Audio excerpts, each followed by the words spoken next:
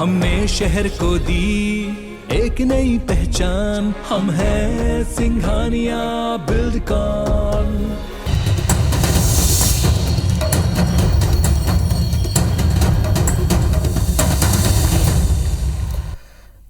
नमस्कार, स्वागत है आप सभी का। मैं हूं आपके साथ श्रवण तंबोले। इस बुलेटिन में देखेंगे छत्तीसगढ़ की तमाम बड़ी खबरें। शुरुआत खैरागढ़ विधानसभा की चुनाव से करते हैं।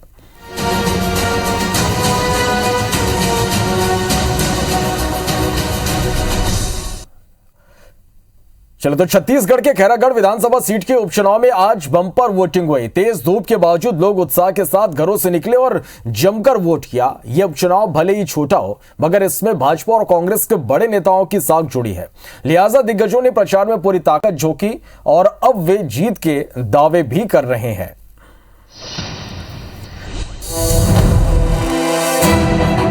चिलचिलाती धूप, पारा 42 पार। लेकिन ये तस्वीरें देख लीजिए कि कैसे लोकतंत्र के उत्सव में अपनी आहुतियां देने के लिए लोग कतारों में खड़े रहे। छत्तीसगढ़ के खैरागढ़ विधानसभा के उपचुनाव में लोगों के इसी उत्साह ने वोटिंग का नया रिकॉर्ड बनाया। बहुत ज्यादा खुश हूँ कि कौन बनेगा इस साल का मतलब कि नया विधायक। भीड़ के कारण पहले से वोट डाले हैं और मैं ऐसे प्रत्याशी चुने हैं जो गांव के या अपने विधानसभा के विकास कर सके। जबरदस्त वोटिंग के साथ ईवीएम में प्रत्याशियों की किस्मत कैद हो गई। अपनी अपनी पार्टी के प्रत्याशी को जिताने बीजेपी और कांग्रेस के जो दिग्गज चुनाव प्रचार में पूरी ताकत झोंकते नजर आए, वे अब जीत के दावे कर रहे हैं। और जो फीडबैक है वो बहुत उत्साह है लोगों में। जो सरकार के कार्य हैं और जिला दोनों मुद्दे हैं, वो खूब मतदान हो रहा है। अच्छे वोट से जीतेंगे, भारी बहुमत से जीतेंगे।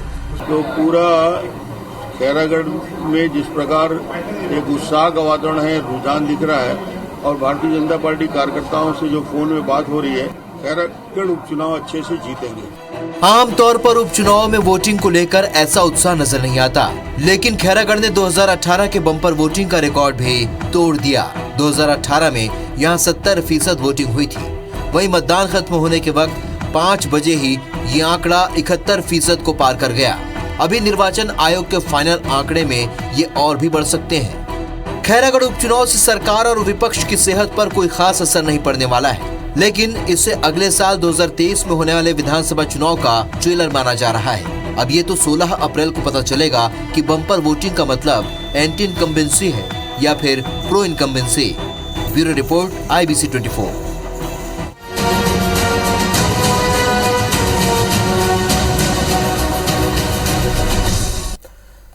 चलिए बढ़ते आगे। छत्तीसगढ़ के मुख्यमंत्री भूपेश बघेल आज सूरजपुर जिले के दौरे पर रहे। इस दौरान वे माता कर्मा जयंती के कार्यक्रम में शामिल हुए। माता कर्मा की पूजा करने के साथ ही मुख्यमंत्री ने प्रदेश में खुशहाली की कामना की। इस दौरान मुख्यमंत्री भूपेश बघेल ने प्रदेश सरकार की उपलब्धियां गिनाई, साथ ही खैरागढ़ उपचुनाव में कांग्रेस की जीत का दावा भी किया।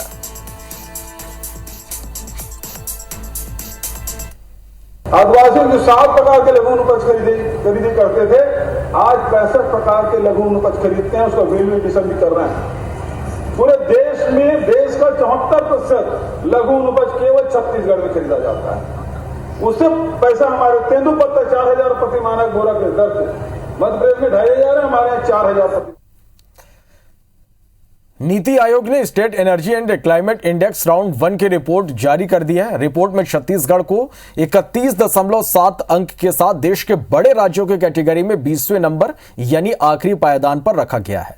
गुजरात ने 50.1 स्कोर के साथ पहला स्थान हासिल किया है। मध्य प्रदेश का प्रदर्शन भी काफी खराब है।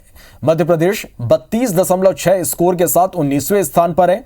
इस रिपोर्ट पर मुख्यमंत्री भूपेश बघेल का कहना है कि केंद्र सरकार ने हाल ही में छत्तीसगढ़ के ट्रांसमिशन और डिस्ट्रीब्यूशन सिस्टम की तारीफ की थी और उसके आधार पर पुरस्कार भी दिया गया। ऐसे में किन आंकड़ों के आधार पर state energy and climate index की रिपोर्ट तैयार की गई, ये देखना होगा।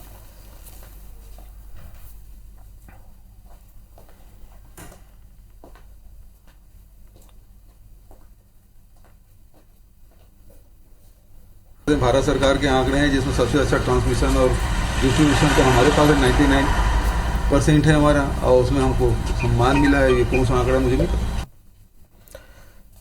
छत्तीसगढ़ विधानसभा अध्यक्ष चरणदास महंत बिलासपुर पहुंचे। यहां मेयर रामशरण यादव की माता के निधन पर महंत ने परिवार से मुलाकात कर संवेदना व्यक्त की। बिलासपुर में महंत के एक बयान ने सियासी माहौल को फिर से गर्म कर दिया। उन्होंने कहा कि मेरी अंतिम इच्छा है कि एक बार राज्यसभा जाऊं।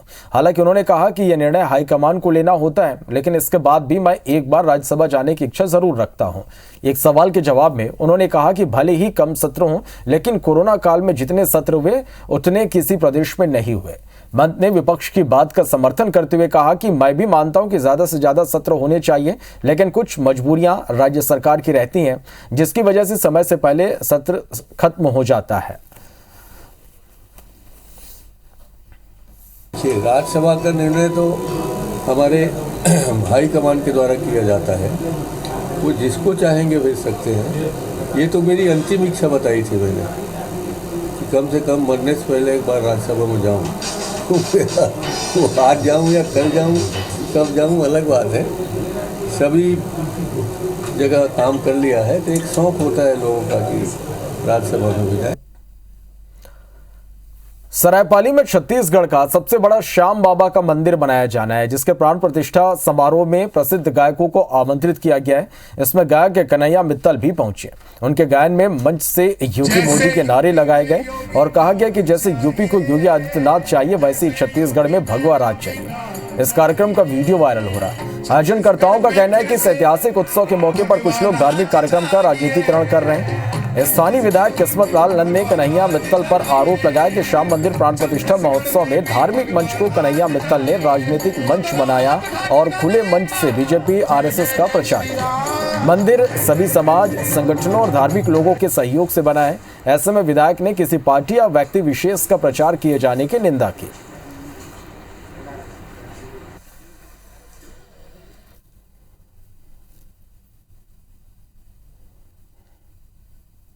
कन्हैया मित्तल के द्वारा जो गीत गाया गया वो शुद्ध आरएसएस और बीजेपी का प्रचार था। उसमें यूपी में योगी राज का जो रिपीट हुआ है, वैसे हम छत्तीसगढ़ में भगवा राज लाएंगे। तो ये एक धार्मिक मंच में राजनीतिक बात करना, राजनीति का प्रचार करना, ये मेरे समझ से गलत है। आरएसएस का कहना गलत है, इसका मैं विरोध करता हूँ। इस शब्द का उनके कोई भी स्टेज हो, कोई भी मंच हो, वहाँ पे हिंदू धर्म का प्रचार प्रसार बहुत ही अच्छे ढंग से कर सकता है, उसको पूर्ण अधिकार है। कहीं पर भी मुझे देखने या सुनने को नहीं मिला कि वहाँ राजनीतिकरण हो रहा है। वहाँ सिर्फ और सिर्फ श्याम बाबा की जयकार और हिंदुत्व की जयकारा का नारा लगाया जा रहा है। जो राजनीतिकरण कैसे हो सकता है। चलिए बढ़ते आगे और अब बात उस खबर की जिसके IBC 24 पर चलने के बाद दो गांवों की तकदीर ही बदल गई। अंबिकापुर से लगे दो ऐसे गांव थे जो दस्तावेजों में कहीं थे ही नहीं। राजस्व रिकॉर्ड में इन गांवों के नहीं होने की वजह से दोनों गांव में रहने वाले सैकड़ों लोगों की हजारों मुसीबतें थी। लेकिन अब IBC 24 की खबर से दोनों गांव में नया उजाला होने जा रहा है।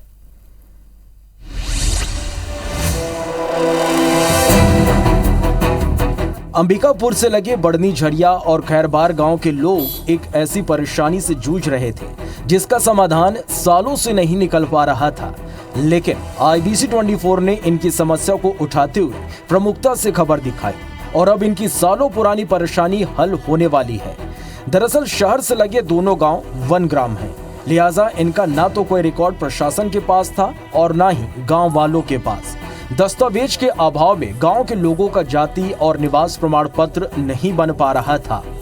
पूरा एक्सरसाइज उन्हीं को मदद करने के लिए, उनको व्यवस्थित करने के लिए हो रहा है, क्योंकि अभी उनका आय जाति निवास प्रमाण पत्र भी नहीं बन पा रहा है, उनके लैंड का अभी कोई डॉक्यूमेंट्स नहीं है, इससे काफी सरल हो जाएगा। IBC 24 में इनकी खबर दिखाए जाने के बाद अब प्रशासन ने दोनों गांव को वन ग्राम से राजस्व गांव में बदलने की पूरी तैयारी कर ली है। बड़नी झिरिया का सर्वे पूरा कर लिया गया है और दावा आपत्ति मंगाई जा रही है। वहीं खैरबार में भी सर्वे का काम आखिरी चरण में है। बड़नी झरिया के नक्शे के लिए IIT रुड़की को डाटा भेजा भी जा चुका है। यह शहर से लगा हुआ एक ग्राम है जो असर्वेक्षित रहा है अभी तक, जो राजस्व में भी नहीं है और वन में भी नहीं है। उसको रेवेन्यू टीम के द्वारा उसका सर्वे किया जा रहा है। अंबिकापुर से लगे होने के कारण अब इन दोनों गांवों में जमीन की अवैध खरीदी बिक्री के साथ कब्जे की बाढ़ सी आ गई है। कलेक्टर का कहना है कि जो सालों से यहां रह रहे हैं सिर्फ उन्हें ही हक मिलेगा। अवैध रूप से कब्जा करने वालों के खिलाफ कार्रवाई की जाएगी। मैप को डिजिटाइज करने के लिए IIT रुड़की को दिया गया है। IIT रुड़की से जैसे मैप प्राप्त होगा हम लोग मैनुअल वेरिफिकेशन करने के बाद प्रारंभिक प्रकाशन करेंगे। उसमें जो पुराने लोग बसे हुए हैं उनको कब्जे के आधार पर ही हमारा नक्शा ड्रॉ होगा। उसमें उनको कहीं भी किसी तरह से व्यथित होने की आवश्यकता नहीं है। एक बार फिर IBC 24 की खबर ने दो गांवों की तकदीर बदल दी है। IBC 24 हमेशा से जन सरोकार से जुड़े मुद्दों की आवाज बनता रहा है, क्योंकि सवाल आपका है। अभिषेक सोनी, IBC 24, अंबिकापुर। चलिए बढ़ते आगे। रायपुर जिला शिक्षा विभाग ने निजी स्कूलों में सरकारी नियमों का पालन सुनिश्चित करने के लिए औचक निरीक्षण टीम का गठन किया है। यह टीम जिले के निजी स्कूलों में जाकर निरीक्षण करने के साथ साथ सरकार के नियमों का पालन नहीं करने पर स्कूल को नोटिस जारी करती है। लेकिन अब इस टीम की कार्रवाई का निजी स्कूल विरोध कर रहे हैं। निजी स्कूल संघ के पदाधिकारियों ने जिला शिक्षा अधिकारी KN बंजारा के दफ्तर पहुंचकर ज्ञापन सौंपा और अपनी नाराजगी जाहिर की। निजी स्कूल संघ का कहना है कि टीम स्कूल की मान्यता को लेकर भी कार्रवाई कर रही है, जबकि स्कूल के मान्यता की एक अलग प्रक्रिया है जो जिला शिक्षा विभाग में अटकी है। ऐसे में स्कूलों पर मान्यता को लेकर कार्रवाई गलत है। इसके अलावा दूसरे मुद्दों को लेकर भी स्कूल संघ ने विरोध जताया। जिन स्कूलों ने 8% फीस बढ़ाई की फीस को लेके ये जांच कर रहे हैं, सारे स्कूलों की जानकारी उस पोर्टल में रहे ताकि भ्रम ना फैले। लेकिन हमारी बार बार मांग के बाद भी ये पोर्टल को अपडेट नहीं कर रहे हैं। पिछले 2 सालों से पोर्टल अपडेट नहीं हुआ। जब वो जानकारी सार्वजनिक रहेगी तो किसी को भ्रम नहीं रहेगा। ये भी हम आज सारी मांग करने आए। मनी लॉन्ड्रिंग के आरोप में जेल में बंद शराब कारोबारी सुभाष शर्मा की मुश्किलें और बढ़ गई। रायपुर कोर्ट ने न्यायिक रिमांड 14 दिन बढ़ाते हुए 25 अप्रैल तक कर दिया है। शराब कारोबारी सुभाष शर्मा के न्यायिक रिमांड खत्म होने पर ईडी ने उसे बढ़ाने के लिए आवेदन दिया था। कोर्ट ने आवेदन स्वीकार करते हुए रिमांड को 25 अप्रैल तक बढ़ा दिया। शराब कारोबारी सुभाष शर्मा पिछले 2 महीने से रायपुर जेल में बंद है।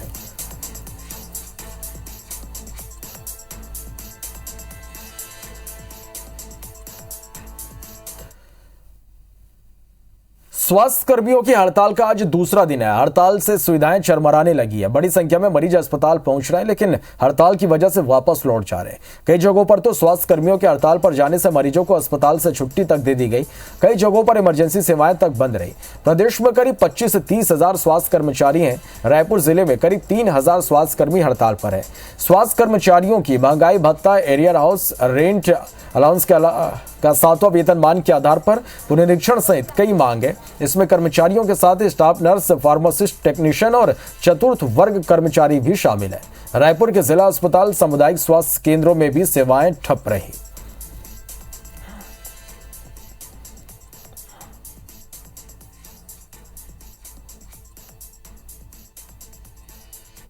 ओपीडी की जो रेगुलर सेवाएं हैं इस पे तो काफ़ी असर पड़ा है।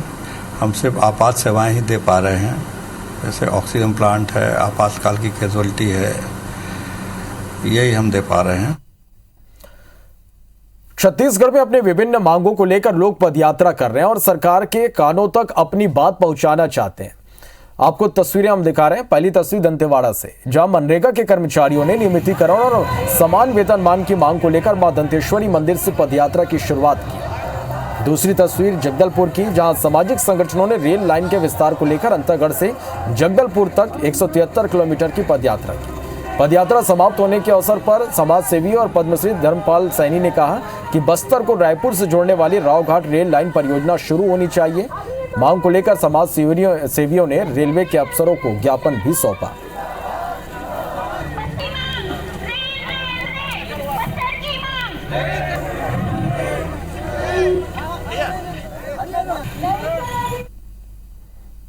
समस्त मनरेगा कर्मचारियों ने यह ठाना है कि दंतेवाड़ा से हम सभी पदयात्रा निकालेंगे रायपुर तक के लिए, जिससे सरकार को हम मैसेज दे सके कि हम महात्मा गांधी के द्वारा चलाए गए संदेशों का पालन करते हुए शांतिपूर्ण ढंग से हम अपनी मांगों को सरकार के समक्ष रख रहे हैं। का विकास रेल लाइन में देखा था, तब से रेल लाइन चल रही है।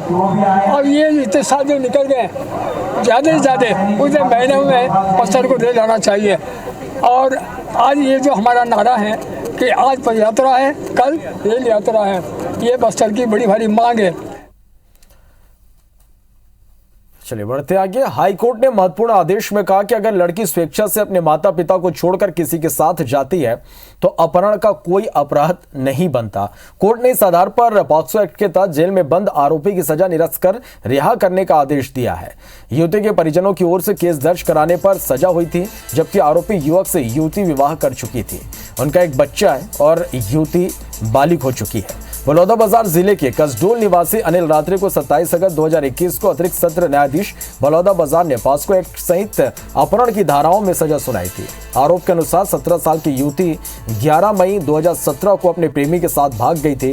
पिता ने 12 मई 2017 को गुमशुदगी की रिपोर्ट दर्ज कराई। एक साल बाद 6 मई 2018 को युवती जब बरामद हुई तो दोनों शादी कर चुके थे और उनका 3 महीने का एक बच्चा भी था। सुनवाई के बाद कोर्ट ने पाया कि यह यौन उत्पीड़न या अपहरण का प्रकरण नहीं है। लड़की की मर्जी के खिलाफ उसकी शादी की जा रही थी, इसलिए वो घर से भाग गई थी। कोर्ट ने आरोपी युवक को तत्काल रिहा करने के आदेश दिए हैं। जांजगीर चांपा जिले के 2 किसान गौरीशंकर पटेल और हरिशंकर पटेल पहले ऐसे किसान बन गए जिनकी धान को हाईकोर्ट के आदेश के बाद खरीदा गया है।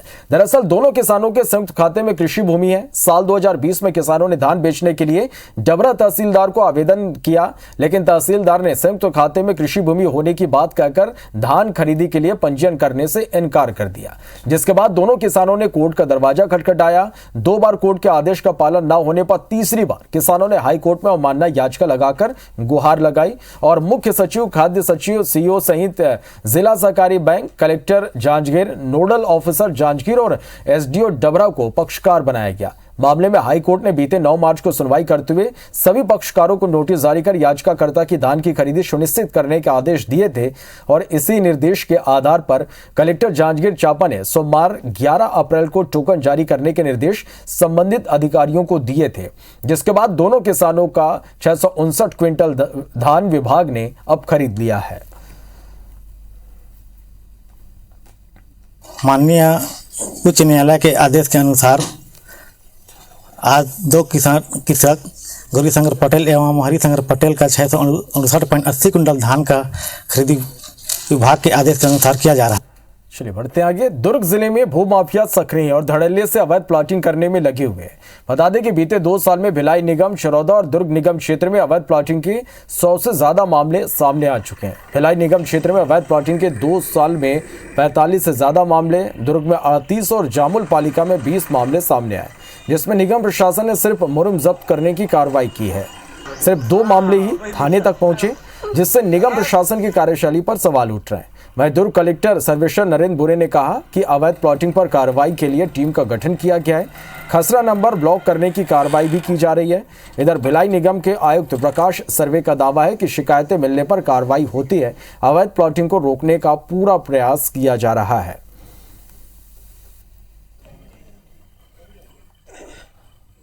कलेक्टर साहब के माध्यम से भी हमको लेटर आते हैं, जितने भी अवैध प्लाटिंग है उसमें कार्रवाई करके संबंधित जो भी व्यक्ति उसके ऊपर दंडात्मक कार्रवाई किया जाए। तो हम लोग अपना अलग से टीम सेपरेट इसलिए गठित किए गए हैं जोन वाइज, और टीएनसी के साथ मिल करके लगातार कार्रवाई जारी है। अवैध जो प्लॉटिंग्स है उस पर नगर निगमों द्वारा और अनुविभागीय अधिकारी राजस्व द्वारा कार्रवाई की गई है। इसमें से ऐसे कुछ खसरे चिन्हांकित किए गए जहाँ पे बड़ी मात्रा में अवैध प्लॉटिंग हो रही है, और उन सभी खसरों के रजिस्ट्री के पर रोक लगाने के लिए जिला पंचायत को आदेशित कर दिया गया है। बढ़ते आगे। रायगढ़ में शहीद नंद कुमार पटेल यूनिवर्सिटी यानी SNPU ने 19 अप्रैल से 6 मई तक चलने वाली मुख्य परीक्षाओं के लिए गाइडलाइन जारी कर दी है। गाइडलाइन के तहत इस साल ऑनलाइन एग्जाम में यूनिवर्सिटी ने नए नियम तय किए हैं। नए निर्देश के तहत यूजी स्टूडेंट्स को 19 अप्रैल से प्रश्न पत्र वेबसाइट में उपलब्ध हो जाएंगे। इसके पहले छात्रों के लिए कॉलेजों में ही उत्तर पुस्तिकाएं उपलब्ध होंगी। प्रश्न पत्र उपलब्ध होने के 6वें दिन छात्रों को आंसर शीट जमा करनी होगी। ऐसे में छात्रों को 6 दिनों का समय मिलेगा। गड़बड़ियों को रोकने यूनिवर्सिटी ने हर पेज पर स्टूडेंट्स के दस्तखत अनिवार्य किए हैं। परीक्षार्थी सारे प्रश्न पत्र हल करने के बाद सभी विषयों की उत्तर पुस्तिकाएं एक साथ एक ही दिन जमा कर सकेंगे। बता दें कि उच्च शिक्षा विभाग ने इस साल सभी विश्वविद्यालयों को ऑनलाइन परीक्षा कंडक्ट कराने के निर्देश दिए हैं। इस परीक्षा में 114 कॉलेज के 75,000 छात्र शामिल होंगे। छत्तीसगढ़ शासन का आदेश आया कि ऑनलाइन ब्लेंडेड मोड में परीक्षाएं करानी है। उन परीक्षाओं की तैयारियां विश्वविद्यालय किया और उसके बाद 19 तारीख से जो है परीक्षाएं ऑनलाइन ब्लेंडेड मोड में होनी है। छात्र जो अपने एडमिट कार्ड हैं वो एडमिट कार्ड भी ऑनलाइन डाउनलोड कर रहे हैं और जो प्रश्न पत्र है वो प्रश्न पत्र भी ऑनलाइन माध्यम से छात्रों को प्रदान किया जाएगा, जिसकी विस्तृत जानकारी समय सारणी में दी गई है। कोरोना काल में वेंटिलेटर, बायोपेप और ऑक्सीजन कॉन्सेंट्रेटर की भारी कमी ने कई लोगों की जान ले ली थी, लेकिन रायगढ़ जिले में यह मशीनें कबाड़ हो रही, जिससे हेल्थ विभाग पर कई सवाल खड़े हो रहे हैं। दरअसल कोरोना की पहली और दूसरी लहर के दौरान बड़े पैमाने पर वेंटिलेटर और ऑक्सीजन की डिमांड को देखते हुए जिले में स्वास्थ्य विभाग ने वेंटिलेटर और बायोपेप मशीनें मंगाई थी। करीब 9 से 11 लाख रुपए तक की लागत वाले 10 वेंटिलेटर और 50 बायोपेप मशीनें डेवलप मद से खरीदे गए थे। इसके अलावा पीएम केयर से 11 वेंटिलेटर, 8 बायोपेप मशीनें और 400 ऑक्सीजन कॉन्सेंट्रेटर खरीदे गए थे, जिन्हें जिले के सभी ब्लॉकों में स्थित सामुदायिक स्वास्थ्य केंद्र में भेजना था, लेकिन सामुदायिक स्वास्थ्य केंद्रों में इन्हें ऑपरेट करने के लिए पीजी डॉक्टर नहीं थे। दतीस्तन पूरे 1 साल से वेंटिलेटर और बायोपेप मशीन मेडिकल कॉलेज के स्टोर में उपयोग न होने की वजह से खराब हो रही, जिसे लेकर बीजेपी ने स्वास्थ्य विभाग और राज्य सरकार पर निशाना साधा है।